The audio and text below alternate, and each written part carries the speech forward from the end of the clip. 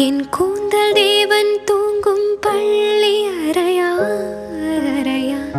மலர் சூடும் வயதில் என்னை மறந்து போவதுதான் முறையா?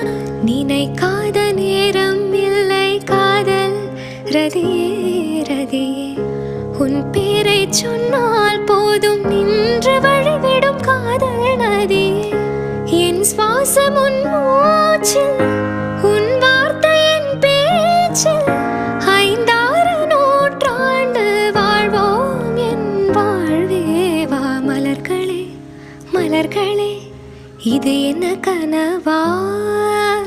மலைகளே மலைகளே இது என்ன நினைவா?